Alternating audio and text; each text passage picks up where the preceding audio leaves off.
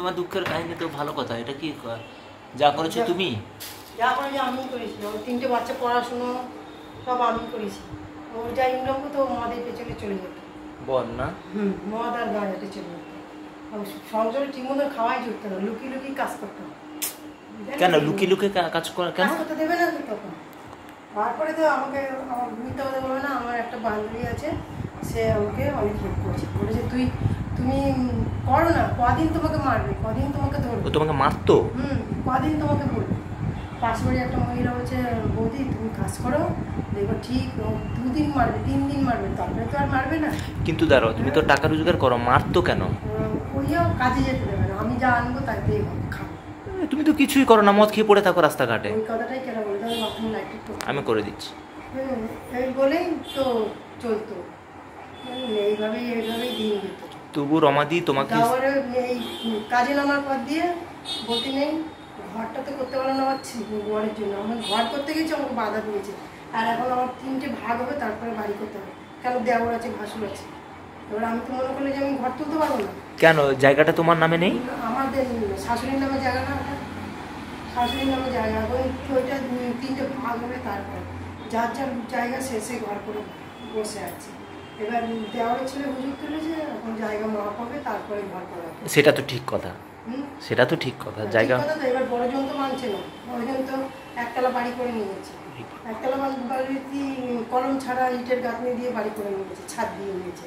এবার আমরা কি করবো, আমরা কি করবো? তোমার ছোট ছেলে তো আসবে না আর মনে হয়। না, আমার ছোট ছেলে কতদিন ভাড়া থাকবে না, কতদিন ভাড়া বাড়িতে থাকবে? তার তো মাস গেলে 2,500-3,000 টাকা ঘর ভাড়া দিতে, সে কতদিন থাকবে? আমি বুঝি না, আমার খারাপ লাগে না, আমার কষ্ট হয় না যে আমার ছেলেটা আজকে বাইরে বাইরে ঘুরে বেড়াচ্ছে, কী খাচ্ছে না খাচ্ছে আমি কি দেখছি? কোনোদিন যেন খাচ্ছেই না। এবার লোকের মুখে শুনছি বউ তার দিকে রান্নাই করে না, তাই সে আমার ছেলেটা না খেয়ে খেয়ে ঘুরে আছে। আগে চোখের সামনে থাকলে তো সেটা হতো না, হতো। আর ছেলেটা বলো কেন, মাকে ছেড়ে বেরিয়ে গেলে বউর হাত ধরে? হ্যাঁ, ওইটাই তো কেনা বলে, ওইটাই কেনা বলে। ওকে আমাকে সবাই বলে তুমি ধৈর্য ধরে থাকো, দেখবা ঠিক তোমার ছেলে তোমার কাছেই চলে আসবে। এত ভালো মা পেয়েছো। তুমি ধৈর্য ধরে থাকো, আমি ধৈর্য ধরেই বসে আছি, যেদিন আসবে আসবে। ওর দরজা সবসময় খোলা, দরজা সবসময় খোলা ওর জন্য। ফোন করে না? করে না? না, আসে আমার সাথে, এমনি তো আমাদের না পরে, ও মেয়ে আমার আসে, আসুন না আসুন আমার দেখা দরকার নেই, আমার ছেলে তো আমার কাছে আসে, আমার ওটাই আমার শান্তি। আমার ছেলে তো আমার কাছে আসছে, ওটাই আমার আনন্দ। আমার এখন চিন্তা ভাবনা করি না, হবে হবে। আমার 3 ছেলে মেয়ে মাটির নড়ে তো আমার 3 ছেলে মেয়ে নড়ে, কোনো মেয়ে স্বামী হানি নেই। কিন্তু এই বড় ছেলেটাই হালে করে একটু বিড়ি খাওয়া হচ্ছে, কিছু তাও কত ছোট বড় কথা বলবে, নিজের লোক বলে না, কিন্তু এই বলে হ্যাঁ ছেলেকে ইয়ে করতে পারছি, মানুষ করতে পারবে। আরে আমার ছেলে আমি বুঝবো মানুষ করতে পারি কি না। খারাপ কি মানুষ হয়েছে? খাচ্ছে, ওপেন বিড়ি খাচ্ছে, কাউকে সম্মান দেয় না। আরে ওরা কি এখন ছোট আছে দাদা? ওরা কি ছোট আছে বলো? তাও আমি বলি বাবা তুই নিজে সম্মান দিতে শেখ, মা বাবাকে যেরকম সম্মান দিই বাইরের লোককেও সেরকম সম্মান দিতে শেখ। কেউ আজ পর্যন্ত সম্মান করলে কেউ বলতে পারবে না যে আমার ছেলেরা খারাপ। আমি তো দেখি, আমি তো চিকেনের দোকানে গেলে কি ভালো করে কথা বলে, ও একটু খুব ভালো। আর আমরা এখন বড় বৌমা পেয়েছি, আমার বৌমা পেয়েছি খুব ভালো। এটা অত করে আমাকে 1 গ্লাস জল করে খেতে হয় না। ও যেমন বাসি কাপড়টা পর্যন্ত আমার ধুয়ে, আমি মিথ্যা কথা বলি না। আর কি করবো, ঠাকুর সেই জানে। এবার আমি আসি, ছেলের কাছে এখন যাই না, ছোটো ছেলে আসে বলে আমি আর যাই না। একটু রাত্রিবেলা ঢুকি, একবারে কাজ করে 9টা সাড়ে 9টার সময় ঢুকি। তারপরে এখন যাবো একবারই রান্না করতে, খেতে 8টায় ওটা যাবো। কালকে সবারই ছুটি নিয়েছি তো, ঠিক আছে, একটা দিন তুমি রেস্ট নাও, মায়ের পুজো করো, আর তোমার সুদিন আসবে, অত দুঃখ করো না। হ্যাঁ, মাকে ডাকো, ও ঠিক এই ইয়ে করবে। কারণ কি বলতো, সবসময় আমার বাড়িতে আমার দাদু শেখাতো কষ্টের ফল নাকি মিষ্টি হয়, সবসময় আমাদের বলতেন ধৈর্য ধরো। আর একটু আগে হয়ে যেত তোমার যা ইয়ে, কিন্তু সে আর কি করবে, তোমার বরটা এখনো তোমার বর মদ খায়। বন্ধু বান্ধবের কাছে করলে যা হয় জানেন, বন্ধু বান্ধবই তো শেষ করে দিল ওকে, সারা জীবন তো বন্ধু করে গেল। নিজের চিন্তাও করেনি, ছেলেমেয়ের চিন্তাও করেনি, বউর চিন্তাও করেনি, সব একার হাতে তুমি মানুষ করিয়েছো। আমি একা করেছি। এই যে তো আপনি যেতে পারেন না যে একটু ব্যাংকে যান, ওইসব কোনো ব্যাপার নেই, ওইসব কোনো পড়াশোনা জানা? ও পড়াশোনা জানে, আমি কিন্তু কিছুই জানি না।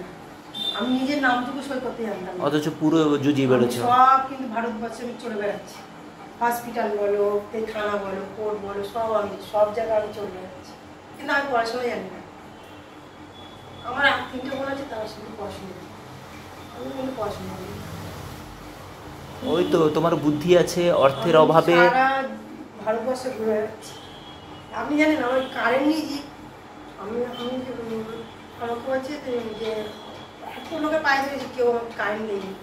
আমি বলছি ঠিক আছে, কারেন্ট দিল না তো, এবার আমি নিজে যতদিন না বানাবো নেবো ততদিন আমি কারেন্ট ইউজ করবো না। আমার ছেলে মেয়ে যদি কষ্ট পায় পাক।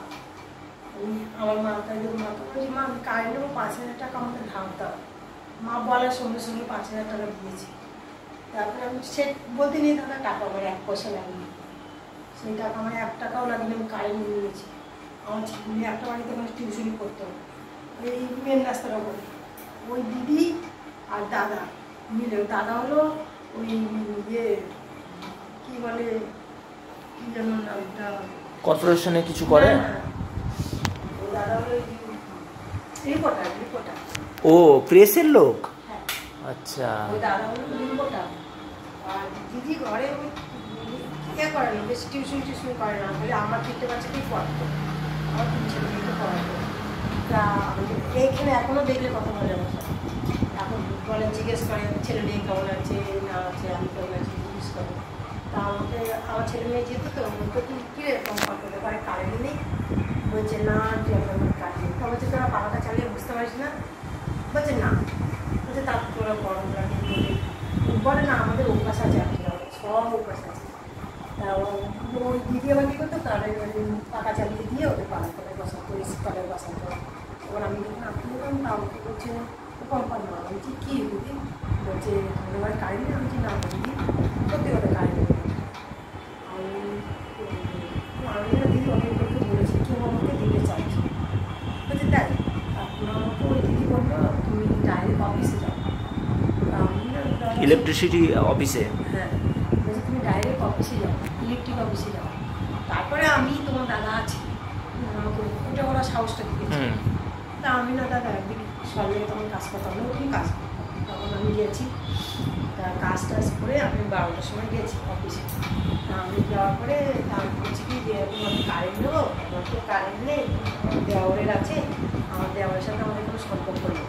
হ্যাঁ, বলে বলছে তুমি কোথা থেকে এসো? আমি বলছি সে সিদ্ধার্থনগর কলোনি থেকে এসেছি। তখন কাউন্সিলর হয়নি আমাদের, পঞ্চায়েত ছিল, গ্রাম পঞ্চায়েত। তারপরে আমি বলছি কি ঠিক আছে কি একটু ডকুমেন্টস এনেছো দেখি। তা আমি এবার সব বাবার Aadhaar card, voter card, PAN card ছিল না তখন, আই কার্ড, তারপর নিয়ে রেশন কার্ড, বাড়ির দলিলটা তো আমার কাছে রয়েছে, তো ওই জন্য আমার উপরে সবার হিংসা। আমার শাশুড়ি তো আমার হাতে দিয়ে গেছে। ওটা বাড়িতে রেখো না, দলিলটা বাড়িতে রেখো না। না, ও আমার কাছেই আছে, ও কেউ হাত দেবে না আমার কাছে, আমার লকারে তোলা আছে, ও সবাই জানে। তারপরে গেলাম, এটা দিয়ে সব নিয়ে গেছি, নিয়ে গিয়ে বললো যে একটা ফর্ম তোলো, 5 টাকা দিয়ে ফর্ম তুললাম, তুলে বললো যাও ঘরে ফিল আপ করো। আমি ওখানে সব ছেলেরা বসে থাকে না চেয়ারে, তা আমি বলছি দাদা আমাকে ফর্মটা ফিল আপ করে দিন না। ফর্মটা ফিল আপ করে দিল, দেওয়ার পরে আমি জমা দিলাম, দিয়ে স্যারের কাছে জমা দিলাম। বলছে কি আজকে তো স্যার বেরিয়ে গেছে, 2টো বেজে গেছে বলে স্যার বেরিয়ে গেছে, তুমি কালকে ম্যাডাম আসবে, ম্যাডামের কাছে দেবো। আর একটা জিনিস কিন্তু তোমাকে, তারপরে একটা ফর্ম, আমি হ্যাঁ ঠিক আছে একটা জিনিস। তারপর আমি চলে আসলাম, ওই এসে আবার কী করলাম, ওই পরের দিন কাজ করে আবার গেছি। সেদিন বৌদিকে বলতে একটু কারেন্ট অফিসে যাবো, আমাকে একটু তাড়াতাড়ি ছেড়ে দাও। তা বৌদি বলছে ঠিক আছে তুমি তাড়াতাড়ি চলে যা। তা আমি গিয়েছি, 10টার মধ্যে আমাকে ছেড়ে দিয়েছে বৌদি। তা আসার পরে আমি ইলেকট্রিক অফিসে গেছি, যাওয়ার সঙ্গে সঙ্গে ম্যাডামকে গিয়ে একটা কাছের ঘর আছে এরকম, উনি জিন্সের চেয়ারে বসে আছে আর এখন টেবিল আছে। তা আমাকে বলছে, আমি বলছি এরকম ম্যাডাম কালকে আমি এসেছিলাম, ফর্ম ফিল আপ করে গেছি কারেন্টের জন্য, তোমার বাড়িতে কিছু নেই কারেন্ট ফারেন্ট? আমি যে আছে আমার দেওয়ারের আছে, কিন্তু আমাদের সাথে কোনো সম্পর্ক নেই। যেটা সত্যি সেটাই বলেছি। আর বলার পরে বলছে কিন্তু তোমার একটা দরখাস্ত লাগবে। আমি বলছি দরখাস্ত লাগবে, অ্যাপ্লিকেশন একটা লাগে, হ্যাঁ। তা বলছে কি একটা কাউন্সিলরের সার্টিফিকেট লাগবে। আমি তো বলছি কাউন্সিলর তো এখন আমাদের ওখানে হয়নি।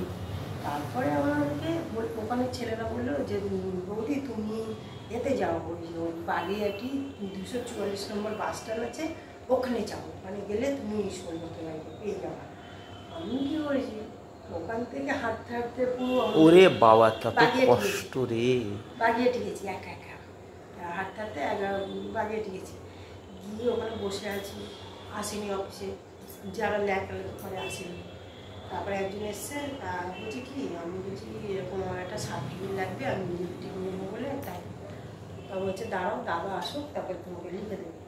তা বলতে নেই আমি ওই ওনার সইটা নিয়ে যখন গেছি অফিসে তখন সব অবাক হয়ে গেছে ম্যাডামরা আর স্যাররা।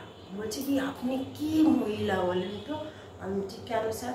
বলছি আপনি গেলেন আর এলেন এইটুকুর মধ্যে আপনার কি সই দিয়ে দিল? আমি বলছি হ্যাঁ আমাকে দিয়ে দিল। বলছি কি আমি ঠিক আছে, আপনার কোনো চিন্তা নেই, আপনার কারেন্ট ঠিক চলে যাবে বাড়িতে। এবার চিঠি চলে এসছে আমার বাড়িতে 1 মাস পরে আমার চিঠি এসছে। আমাদের 3 নম্বর একজন আছে বুদ্ধু বলে, ওর কাছে আমার চিঠি এসেছে। ও শয়তান আবার কী করেছে, চিঠিটা লুকিয়ে দিয়েছে যাতে পয়সা খেতে হয়। এবার আমার বোনাইকে বলছি, 3 নম্বরে আমার বোনাই থাকে, আমি বলছি কি আমি ওকে ডেকেছি, আমি বলছি বোনাই রাজু একটু আমার বাড়িতে আসো তো। আমি বলছি কেন দিদি? আমি বলছি আসো না, একটু দরকার আছে। তখন এতটা জল দেখে নেই, বন্যা হয়ে গেছে বৃষ্টিতে। তা বলছি বুদ্ধু কী বললাম, বুদ্ধুর বাড়িটা কোথায় গো? ইলেকট্রিকের কাজ করে আমাদের বিহার অফিসে। বলছে আমি যে ওর বাড়িতে আমাকে একটু নিয়ে চলো না। ও আমি তো কতটা চিন্তা না, তা ওকে নিয়ে গেছে। এতটা জল ভেঙে আমি রাস্তাতেই গেছি আমার বোনের সাথে। তা আমি বলছি ওনাকে বাড়িতে গিয়ে লক করছি। আমি বলছি দাদা আমার অফিস থেকে চিঠি এসছে, আজ 1 মাস হয়ে গেল, আপনার আমাকে বললো যে বাড়িতে পৌঁছে যাবে চিঠি। ওই আমার চিঠি তো বাড়িতে যায়নি, আমার চিঠি করি, আমার চিঠি বার করুন এক্ষুনি বার করুন, না হলে আমি কিন্তু আমি কালকে সকালে অফিসে যাবো। আমি এরকম বলেছি। আমার বোনাই দাঁড়িয়ে আছে আমার সামনে। বলছি হ্যাঁ তো কতদিন হয়ে গেছে ইলেকট্রিক অ্যাপ্লাই করেছে, ওনাকে বলেছে 15 দিনের মধ্যে চিঠি যাবে, সেখানে 1 মাস হয়ে গেল, এখন ইলেকট্রিক আসলো না কেন? তারপরে বলার পরে বলছি কি যাই কালকে দেবো। আমি যেটা কালকে টালকে না, আমার এখনই লাগবে, আমি কালকে অফিসে গিয়ে টাকা জমা দেবো, আমার ইলেকট্রিক দিয়ে যাবে। বলার পরে দেখি সঙ্গে সঙ্গে সুরসুর করে আমার চিঠি বার করে দিল, সঙ্গে সঙ্গে চিঠি বার করে দিল। পয়সা খাওয়ার জন্য নিচে পেরে গেছে যাতে 2টো পয়সা খেতে পারলো না ওটাতে পয়সা খেতে। এবার ওই বলে তারপরে বলছে কি কালকে এই চিঠিটা নিয়ে আর 500 টাকা নিয়ে অফিসে যাবে। আমি যে তাহলে আপনি এতদিন ধরে আমাকে চিঠিটা লুকিয়ে রেখেছেন কিসের জন্য? পয়সা খাওয়ার জন্য? আমি যদি অফিসে গিয়ে কমপ্লেন করি না আপনাকে চাকরি খাইয়ে দেবো, একদম চাকরি দেবো। আমি বলে আমার বোনাইকে নিয়ে বেরিয়ে এসেছি। আমার বোনাই হাওয়া হয়ে গেছে, বলছে আমার দিদি কী অবস্থা? আমি যে হ্যাঁ দেখেছো রাজু দেখো এরকম অবস্থা। বলে টলে চিঠি নিয়ে কালকে সকাল হয়েছে, কাজে যাইনি, আমি অফিসে গেছি। কাজে ফোন করে বলেছি বৌদি আমি আজকে যাবো না, আমার ইলেকট্রিক অফিসে যেতে হবে। বলছি ঠিক আছে আসিস তাহলে। গিয়েছি, তারপরে ওখানে গিয়ে 500 টাকা জমা দিয়ে আজকে জমা দিয়েছি, কালকে আমার কাজ এসছে। এরকম কেউ পারবে? আমি পেয়েছি, আমি বুকে হাত দিয়ে বলতে পারবো। তো তুমি কারোর কাছে হার মানিনি, আমি এরকম মানুষ। আমি নত হব কিন্তু আমি কারোর এতে হব না, পয়সা আমি কাউকে। তারপরে কাজ নিয়েছি, তারপরে তো সব সরকার থেকে ঘর দিচ্ছে, আমাকে ঘর দিয়ে। আমি বলছি ঠিক আছে দাঁড়া, কাউন্সিলরের কাছে যাচ্ছি। 5000 টাকা ঠেকিয়েছে, 5000 টাকা কী হয়? ঘর হয়? ওই লাস্টে ভিত্তা করে নিয়েছি, নিয়ে ওই টিন দিয়ে উপরে টাল দিয়ে দিয়েছি। ধীরে ধীরে করবে। তাও আমার বরকে বললাম যে লোন তুলি, তুলে ঘরটা করে ঘরটা একটা দরকার হয় তো ছাদ দিই, কারণ দুটো ছেলে কোনদিন বিয়ে করে নিয়ে চলে আসে, তখন কী করে ও থাক থাক থাক ও থাক, এরকম করে করে আজকে আমাকে এমনি রাস্তায় নামিয়ে দিল। আমার দুঃখের কাহিনী শুনলে আমি অবাক হয়ে যাই। আজকে দুঃখের কাহিনী আমি কাউকে বলি না কেন, কী হবে বলে। আমার বৌমাকে তো বলি আমি যা কষ্ট করেছি না, তোরা বলে 1 চুলো কষ্ট করিনি। এক চুলো কষ্ট করি না। কষ্টের চেয়ে বড় কথা ওরা ভাবতেই পারবে না। আমি মনে করে বলি আজকে তোরা ভাত খেলে ভাত খাচ্ছিস, আমি ভাতের জন্য জানিস চোখের জল দিচ্ছি। লোকের বাড়ি চুরি করে করে কাজ করতাম, দুটো পয়সা চুরি, চাল তারপরে রান্না করে দিই, তার ছেলে দিয়ে খেয়ে দেবো।